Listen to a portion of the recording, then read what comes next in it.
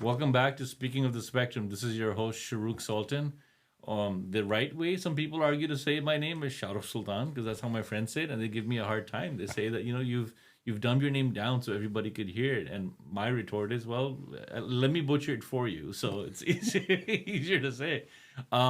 Your name doesn't need any kind of different kind of pronunciations. Joe Templin, but your initials are in common with another famous author, Joe. Yes, they are. My initials are JRRT, same initials as Tolkien, and so my company is actually called JRRT One Ring.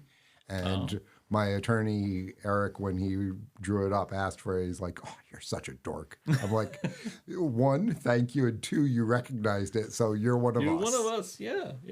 And don't tell me just from the movies. You got to read the book. I read The Hobbit when I was 7 years old, 8 years old. So did I. It's so weird. They made us read The Hobbit when I was a young kid in the Middle East going to school. The Hobbit was one of the books. And it wasn't the book I was thinking that, like, oh, it's a book about a little guy. I was like, oh, this is going to be a fun book. It was an adventure. One of the things we had to open to one of our episodes earlier, and I said, like, Joe, how's it going today? And you said, every day is like an adventure. Mm-hmm. And the two kind of adventures come to mind as an autism parent, right? One is the adventure where it's like Mad Max Fury Road, right? But then the other one is that part from the movie where you see, I think it is Frodo or Bilbo, one of the hobbits is running out. It's like, I'm going on an adventure. Yep, I'm going on an adventure. Right? So I feel as an autism parent, like depending how your sleep went the other night or how your kid slept the other day, it's one of those two quote unquote adventures. Yes, definitely. And when we start getting a little bit further into the podcast today, I've got some interesting statistics around autism and sleep. And we'll get to that because sleep is incredibly important for healing your body. And I want to give the shout out to our sponsors, Pulse MD, because as doctors, as clinicians and physicians, part of what they do is help heal the body. And if it weren't for their support, we wouldn't be able to have this conversation, reach out to our listeners all over the world. And that, Joe, you're not making that up. But first of all, thank you again for Pulse MD for keeping us on the air. But yes, we are actually over the world. It's all across the world. And we have listeners obviously from like Pakistan. I may know a few people back there. I don't know. Some from the Middle East. Again, I may know some people there. But there's listeners. There's some in the UK, which I was surprised. There's some in Australia I didn't know about. So we are getting global. So if you're listening, thank you for helping spread the word. Keep going. Keep the liking and subscribing going. Every click you do helps support the Autism Society Greater Hudson region, which, as a reminder, Joe and I both have the privilege of being on the board of and keeping this organization doing what it does best. And the web address of that is asghr.org. If you add a /podcast after that, we now have a website for our podcast. So you can catch us there too. It'll have all the links to all the other channels where you can get us, new episodes, and even a link to that little TV interview we were on. So awesome. And if you've gotten some value from this, not only like and subscribe, but consider supporting the podcast. I mean, $10 a month is not a big deal. Hopefully we're giving you at least that much entertainment value in these things, but there is a little bit of knowledge being dropped once in a while too. Or what I like, I feel like I've coined the term JoesGems. Like JoesGems are a I like thing. that. I mean, dude, I'm dropping gems like I robbed a jewelry store. You're dropping, and the bag is overfilled, and you're dropping it on the way. But even on the News ABC 10 we were on, like, even they picked up on it. They're like, hey, we'd like to mention one of Joe's gems. And I was like, I need to raise my hand and say, I coined that term if it ever goes viral, right? Let's make it go viral, guys. Yes. So we're about 7-8 episodes in. We're about to, I think, wrap up our inaugural season here. And one of the things I wanted to do is just appreciate some of the feedback we've gotten from viewers, from listeners, from friends and family. One of the things I was really, really heartwarmed by was that, when we started out this podcast, Joe, as most autism podcasts are, you expect a lot of parents to watch and listen and learn, which has been a huge part of it, right? There have been folks reaching out and saying, hey, Joe's Gems, this gem was great, right? Or like, hey, as another autism parent, we spoke with Medina the other day, right? We talked about how stepping over that, getting quote unquote brave about this and bold about it. Other pockets of community start to pick up on that and get inspired, right? And there's been a lot of feedback on like Dr. Rodney's from the business community that he and I dwell in. Yeah, there's a lot about that. One of the things that but like I said, was what I did expect, like, parents to pick up on it. But what I didn't expect was people who are not parents of kids on the autism spectrum to pick up on things. And these are people who have reached out directly through our, our through comments or through messaging us through our Instagram channel or TikTok, even what have you. These are people who picked up on a clip and they're like, hey, this thing, like, I'll give you an example, like the What If game that you talked about, the What If game in one of the earlier episodes. They're like, hey, I actually sent this clip to my brother-in-law who has a child on the spectrum. And they were like, wow, I wish I'd known about this earlier. I could have used this approach.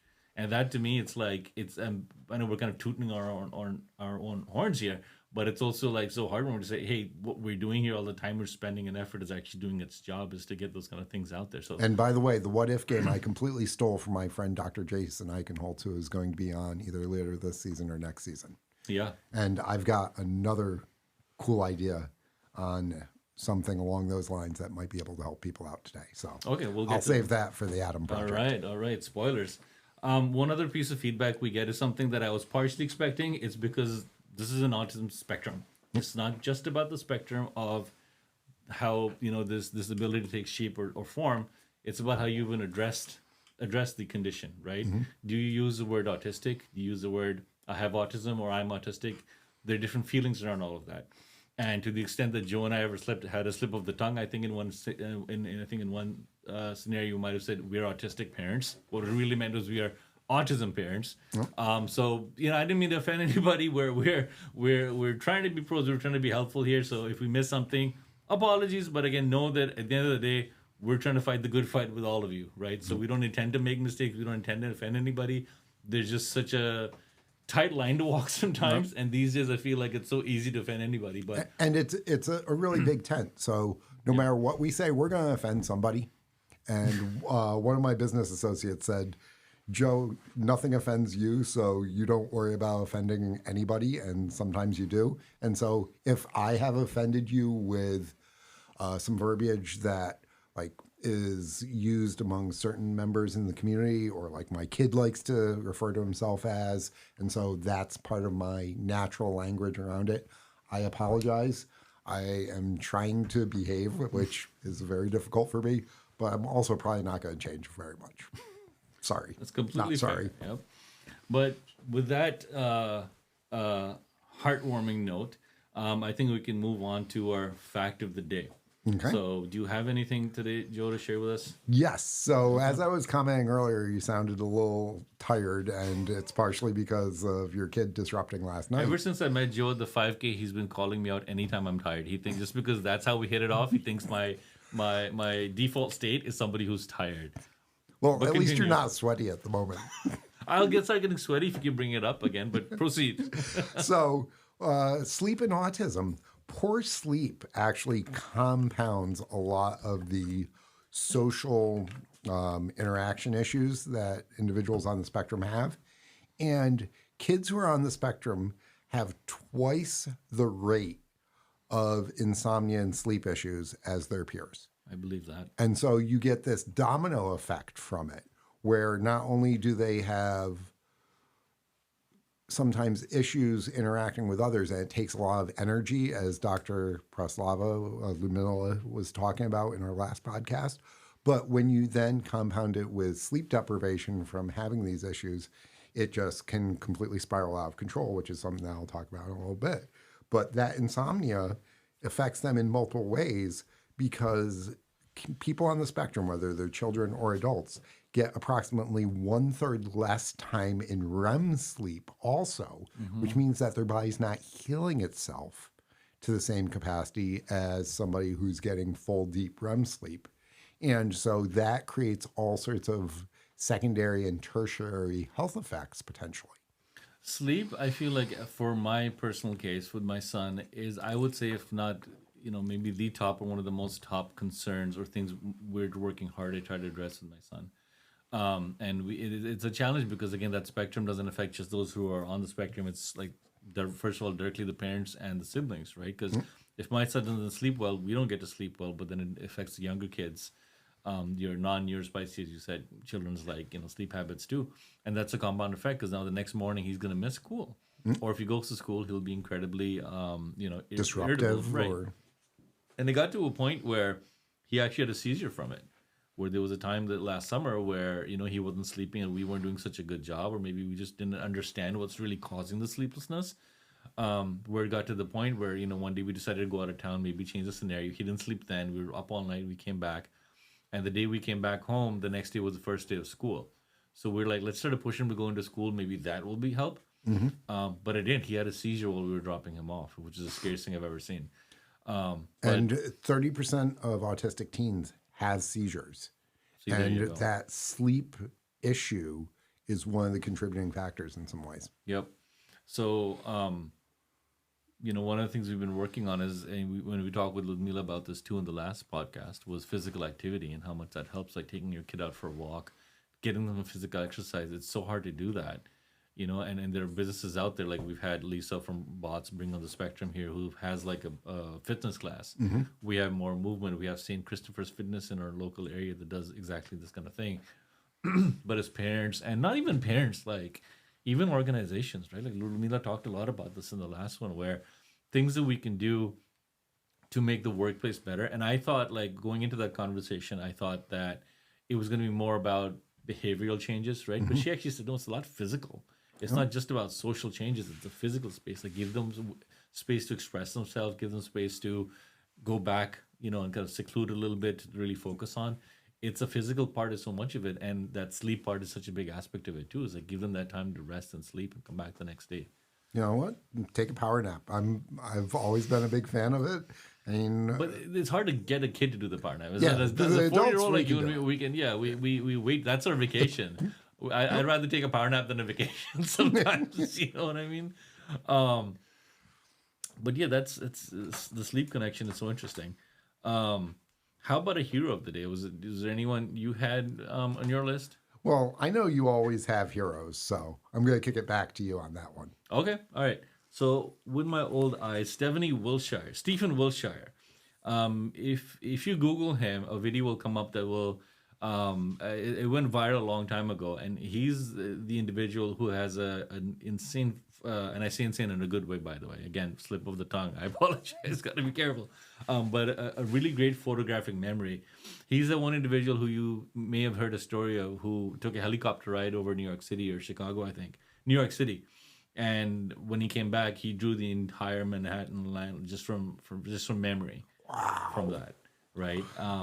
And he's drawn Singapore and so many other short cities just after short trips around that city, which is phenomenal. Like, to me, he's a hero. It's not just like his insane ability. Again, I use the word insane again in a good way.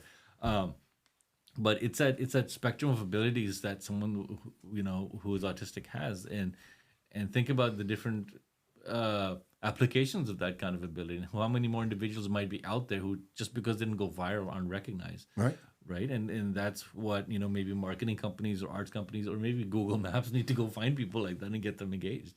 And well, even in your space, you work with the explain it. Legal discovery. So, finding all this information, somebody like that who can process visually just an incredible amount of information and reproduce it, that is a huge asset to an organization if deployed properly. Yeah, 100%. And I actually used to, when my older son, when he was much younger, we'd go out for these drives because he likes to be in his minivan, the little captain's chair, and that's the space, and we'd drive around, nice big windows, you can look around. And we used to call them the mini Google Maps because much like his father, he hates going to the mall, right? For different reasons. He doesn't like it for sensory issues. I don't like it because of financial issues. But when he would sense that the car is going in the direction of the mall, and I'm not talking about the street where you can see the mall. I'm talking we're headed west on Western Avenue, headed towards Crossgates type thing, or headed towards the right exit. He knows we're going to the mall. And he would start whining and say, I don't want to go there. Well before the mall was even in sight. So, with autistic children or individuals, it's like what they can comprehend is well beyond what we're even capable of. And even at such a young age, that's what we used to call him the mini Google Maps, is because he had a sense of direction and navigation that I don't even have to this day. I still need to look at, have my Apple Maps playing to get me to the studio. Or it's like a lot of individuals on the spectrum have a great facility with numbers. You know, Rodney was talking about a couple of weeks ago, and having gone to engineering school, I've seen this multiple times. But when my youngest was transferred from the school he was in to the school that was able to give him the support that he needed for his 812 program and everything, on the wall they had the thing for the penny harvest that they did every year. And he looked at it and he's like, "That's wrong." Oh, wow. And the principal at his new school is like, "What do you mean, Colin?" He's like, "Oh, you know, Multi-Ave actually did blah, blah, blah, blah, blah, blah, blah, and X cents." Oh, wow. And the principal called up the other principal and, "What'd you guys do?" And it was what Colin had said. And so that glomming on to numbers or data or specific facts is something that individuals on the spectrum are at this point incredibly well known for. Yeah, totally. Moving on to our Adam Project section. So the Adam Project, for those who are not familiar, is not just a Ryan Reynolds movie, although it's a great Ryan Reynolds movie. Someday Ryan Reynolds will hear about this and he will say, "Hey, copyright issue," and he'll come try to kick our butts here in a Deadpool costume and deliver a cease and desist letter. But for our podcast purposes, Adam Project stands for, the acronym is Autism Dads and Moms. And what we try to do in this section is share some kind of feedback or tidbit or a Joe's gem or something about, things that have succeeded as a parent or that have worked or don't work, right? Mm-hmm. Something you want to share. So I have like a broad thing I want to share today. It's more of a sentiment more than anything. But before I do that, anything you had to share, Joe? Well, because we were talking about sleep, my youngest sometimes would have issues where he didn't really sleep well at night. And he was an early riser. He'd get up at like 5:15, 5:30. So, he'd be up when I was well before his brothers were. And that would be typically our time. But sometimes he'd get up on the wrong side of the bed. Mm-hmm. Like just brutally nasty, disconnected and everything. And so what I used to say is, "All right, man, we're going to hit the reset button."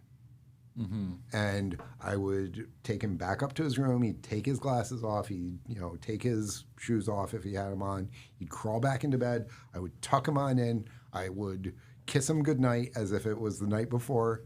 And I would turn out the lights. I'd walk out. And about 3 to 4 minutes later, I would come back and I would wake him up as if I was waking him up for the day. Mm. And we would just completely reset or restart the day. And he had an opportunity to stay there, tucked on in, nice and warm, nice and snug, and recalibrate himself. And I'd say probably 85% of the time, it worked wonders. So just being able to take that 5 minutes, if need be, to reset and allow him to gain control of the situation again and move forward, no blood, no foul, no penalties, basically. And it was just, a new start to the day, allowed him to be able to start the day well, which means that he was at close to full emotional power for the day rolling into school and everything. Just because he had a chance to reset. Just because we were able to hit the reset button. It's almost like the Adam Project movie where it's a time travel thing, right? We just have to change almost like a time shift again, like, hey, let's go back 10 seconds. Yep. Right? Where Doc Brown sends Marty McFly into the future. Exactly. We'd go back a couple minutes and, hopefully this is enough for Ryan Reynolds to say, "Look, dudes, you got to stop this." So before we close here, like No, you hadn't comment. I was getting to that, yeah. So my Adam Project, and it's mostly a sentiment than anything, right? And we spend so much time talking about being good parents and trying to do the best we can as parents for autistic children. And like I said, a lot of listeners and viewers are parents of children with autism. I feel like and I've spoken before about how maybe religion or other sources of inspiration direct you to be a really good parent, right? But there is still a lot of us out there who aren't, right?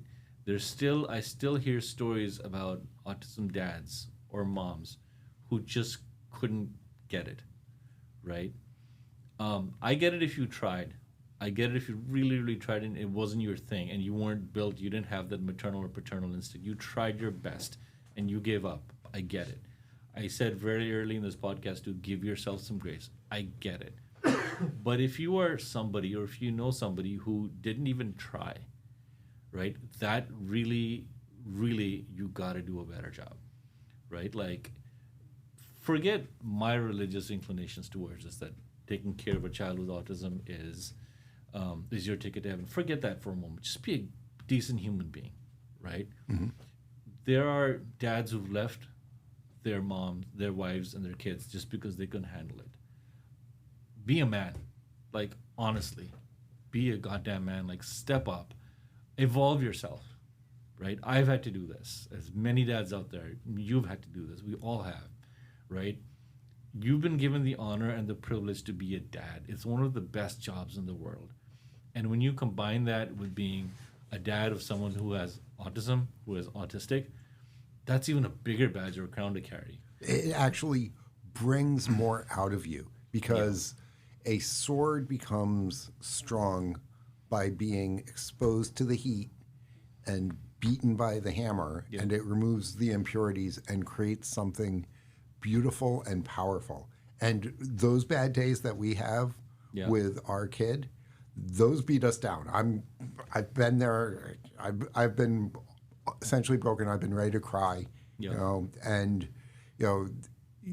but it makes you the best possible version of yourself. It makes you better than the best possible version of yourself because you get a grander vision and you evolve into something more. Yeah. And so if you're thinking of eloping like a autistic kid would and just running away because you're overstimulated because it's too much, please don't. Stay. Try again. Hit the reset button because they need you. Yep. And you'll get there. That's the biggest thing, you'll get there. It's a little story, like we were at a local park one day, and I was hanging out with my older son, my wife was with the younger one, and my mom was there with us too. And this lady approached us, maybe because they had a similar cultural background. They kind of picked us from the crowd, and they started asking, like, hey, we see your family doing really well. We can obviously tell your child is autistic. My son is over there too, and he gives us such a hard time. He doesn't let us sleep. He doesn't do this and this and this. But, that conversation really, like, I wasn't part of it. I was watching my mom talk to this lady from a distance. But I really wish I was, because I was like, your perspective on this whole thing is so wrong. You're putting the blame on the child. You're saying he's not letting you sleep. What have you done to accommodate it? I want to hear about that first, right? I want to hear what have you done to accommodate this child. And I know we spoke with Lumila last episode. She said, don't use the word accommodate, right? But you get what I'm trying to say here, right? It's like, what have you done for that? Like, why are you thinking of this kid as a deterrent? Open up your thinking. Think at a higher level because, one, you're the grown-up. So you need to make the changes. Because even if you have just a colicky baby or a kid who has, like, something wrong with their legs, okay, it's going to be difficult. If you have a kid that has childhood diabetes, I have a friend whose son's had childhood diabetes. And I've got another friend, Jennifer Hendricks, and so her son had a rare form of pediatric cancer, and so he's on a feeding tube and stuff like this. It's going to be difficult. Parenthood is always difficult, even if you have the perfect child. Yeah. And nobody's child's perfect. Yep. Especially not mine. So, you need to get through the hard days. And, as long as everybody survives, then you can move forward and be better the next day and try something a little different. And we're all just figuring this out. There's no real instruction manual. We can't send them back to the factory or anything. So you just got to do the best that you can and keep trying. Yep. And if you ever need resources to reach out and help, that's what the Autism Society Greater Hudson Region is here for. Give us a call, shoot us an email. All that information is on our website, asghr.org. And if you feel like this was helpful, please donate a little bit, as that enables us to give more support to more families out there that need it so much. So on that somber note, this has been Speaking of the Spectrum. Like and subscribe, and we'll speak very soon. Bye-bye.